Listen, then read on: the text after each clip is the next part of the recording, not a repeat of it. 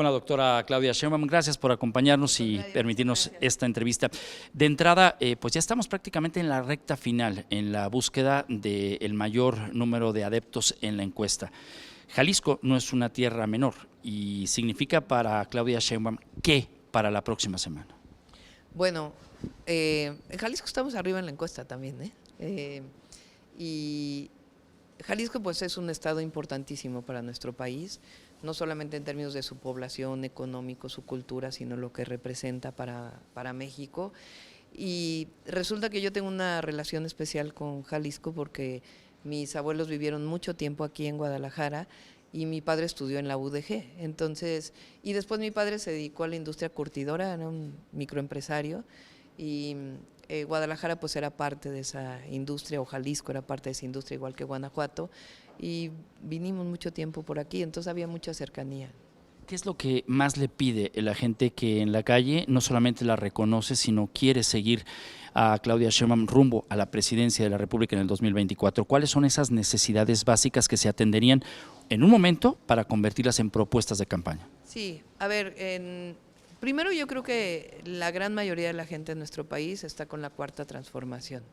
Y no es solamente porque le llegue un apoyo social, tiene que ver con que cambió la manera de gobernar. Y la gran mayoría de los mexicanos y mexicanas está contento con ello. Hay un presidente que se acerca al pueblo de México, distinto a lo que había antes. Pero al mismo tiempo, pues no todo se puede hacer en 4 años y medio, en 5, y hay necesidades. Depende en cada lugar. Por ejemplo, aquí en Jalisco la gente habla mucho de seguridad.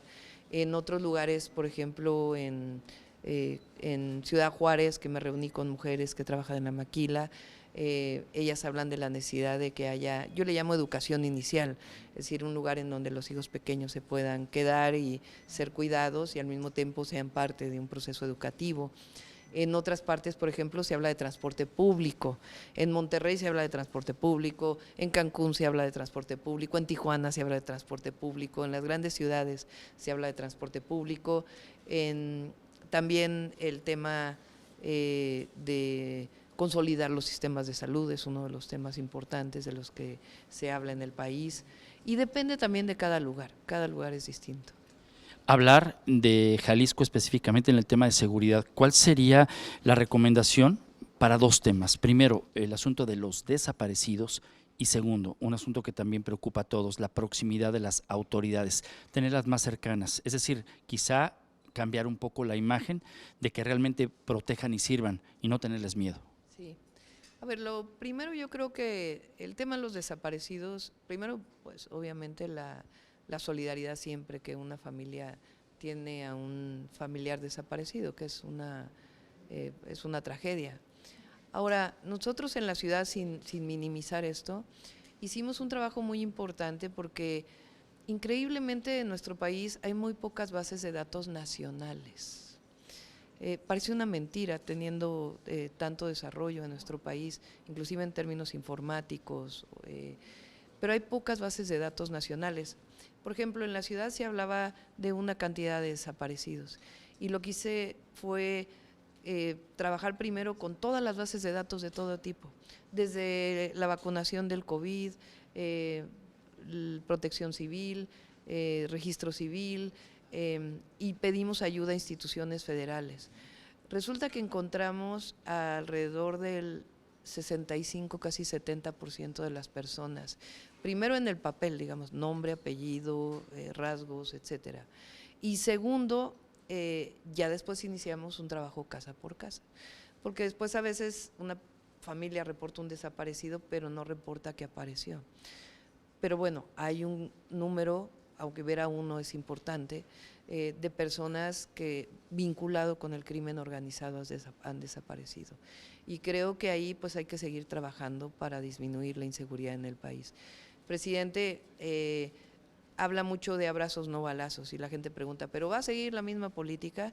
Yo creo que es muy importante seguir apoyando a los jóvenes y seguir con el proyecto de justicia social en nuestro país, porque si no nunca va a haber seguridad.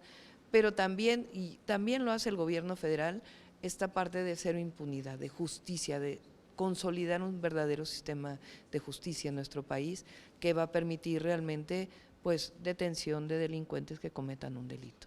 ¿Por qué quiere ser presidenta de México? Primero porque México es mi país, es mi tierra, yo amo la tierra donde nací y creo que México ya está en un momento muy especial. Primero porque ha cambiado la forma de gobernar y los principios a través de la Cuarta Transformación. Inició esta transformación y hoy hay que consolidarla y avanzar a través de ella. Y segundo, creo que hoy ser mujer es un elemento sustantivo en nuestro país y poder llegar a ser la primera mujer que conduzca los destinos de la nación, pues no solamente es una gran responsabilidad, sino un gran orgullo. Y la historia nos puso en este camino porque no es que yo de chiquita hubiera pensado que iba a estar en esta situación, sino las circunstancias me pusieron en este camino y estoy muy contenta de poder seguir avanzando y creo que tengo las capacidades para hacerlo. ¿Usted es política o se hizo política? Yo, a ver, yo soy científica. Yo durante muchos años trabajé de profesora universitaria y científica y hago política para transformar a nuestro país. Antes de terminar la entrevista, mucho se dice en redes sociales de Claudia Sheinbaum. Quisiera que se describiera usted en sus propias palabras. ¿Qué le cae bien y qué tendría que mejorar de Claudia Sheinbaum? Ese sí es como un ejercicio de psiquiatra. A ver, De un alumno a la maestra puede ser.